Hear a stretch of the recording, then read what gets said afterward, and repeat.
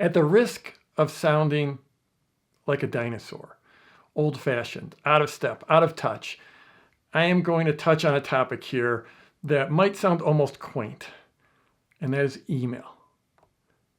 Just yesterday, I opened up Clubhouse for the first time in 3 months, and I dropped into a room there that was about building an online business, about how to build a successful online business. And I just wanted to lurk and hear what people were saying, just my way of tapping into what's going on out there, what the conversations are in my people and my prospects' minds. And so I dropped in there, and of course, then people noticed I was there, and I ended up getting called up. And I mentioned email and email lists when someone asked me, like, what's my go-to tool? And yeah, it still is email. And so the moderator asked for a show of hands of the people up on stage, the speakers, the leaders in this conversation, whether they were using email or building an email list. And it was shocking. I think maybe 10 or 20% of the people were. And let me contrast that. I'm going to give you a conjecture here. And that is that if I reached out to, say, 100 of my friends and acquaintances and clients, the ones that have businesses that are doing at least $1 million in sales per year, so a 7-figure business. And I haven't done this, but I know they're my friends and they're my colleagues and they're my close clients. I would bet that if I reached out to them and said, what is the most valuable asset in your business? That almost 100% of them would say their email list. If I asked them, if you needed to put together a promotion, if you needed to bring in a bunch of sales really quick, like next week, and wanted to put together a promotion, what would be your number one go-to tool? And I bet almost 100% of them would say email.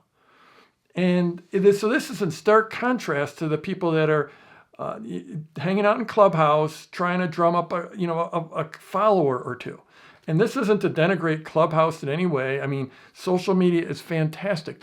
I love social media for so many things, but when push comes to shove, you want to use social media to drive people to your email list because that's going to drive sales. And like I said, I'm fortunate to have all these friends and colleagues and clients that have businesses doing $1 million, $2 million, $5 million, $10 million, $20 million in sales. And all of them, for sure, they are using social. And for sure, they're using paid traffic. And they're using joint ventures and affiliate relationships. All of those things. Once you build a sizable business, you're using it all. But the go-to tool is email. If you're in a launch, if you're in a promotion, and you push that send button, it's like instant traffic coming into whatever the click-through goes to. Whether it is you're sending them to social, or whether you're sending them to your sales page or your pre-launch video or whatever, it's instant acceleration. Instant when you push that button. Now, when you go and post on social, well, it all depends on your following, how engaged they are, and how big it is. But it's always, it's a more muted reaction. Especially if you're trying to take people off of that platform, off of that social platform. So, the moderator, flipping back to that conversation on Clubhouse, the moderator, who was very much an email fan, said, so why aren't you building an email list? Why aren't you using email? And some of the reasons were that, what was it? It was, I don't want to bother people. I don't want to send my email and feel like a burden to them that my email's landing in their inbox. And another one was, I'll feel bad if people unsubscribe from my email list. Well, that first one, that idea that you're a burden to someone, you don't want, if you get the right people on your list, and that's all part of your list building, if you get the right people on your list, and you send them the right stuff, the stuff that speaks to their hopes, their dreams, their fears, their desires, what keeps them up at night, if you're speaking to those things, you're not a burden. And you know what? If you are a burden, then they will unsubscribe. And that's great because you want the people on your list that resonate with what you have. But just think about that psychology. I don't want to be a burden to someone in their inbox. But these same people are all about social. That's their biggest focus. It's all about social.